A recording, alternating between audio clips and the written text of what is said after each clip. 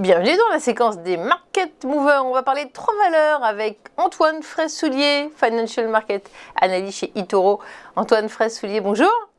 Bonjour Fabienne et bonjour à tous. Merci d'être avec nous. Allez, on pénètre le secteur des médias parce que le groupe Vivendi, contrôlé par Vincent Bolloré, compte lancer une OPA sur le groupe qui est propriétaire notamment d'Hachette, d'Europe 1, du Journal du Dimanche, de Paris Match. Il était déjà premier actionnaire de Lagardère avec 27% du capital, mais il va acquérir 18% du fonds d'Amber Capital.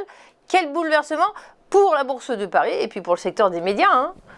Oui, alors en effet, c'est vrai que depuis que Bolloré était rentré via Vivendi, était rentré dans le capital de Lagardère, on pouvait pressentir que il allait avoir une OPA, sachant que ça concorde aussi avec la mise sur le marché d'Universal Music, qui va rapporter à peu près 6 milliards d'euros à Bolloré. Donc du coup, ça vient de tomber hier soir après clôture.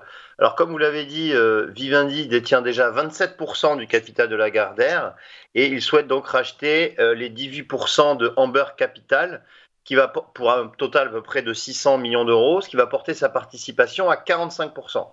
Et en France, tout investisseur qui dépasse le seuil des 30% du capital d'une société est légalement tenu de lancer une OPA. Donc, Vivendi va lancer une OPA sur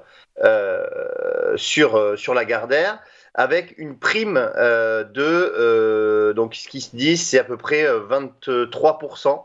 Ce qui devrait ramener le cours à peu près à 22,40 €. Donc ce matin, Lagardère ne cote pas encore, elle est suspendue pour l'instant de cotation, parce que là, bon, c'est le début des échanges à la Bourse de Paris, mais Lagardère devrait progresser de minimum 20% à l'ouverture dès que ça cotera.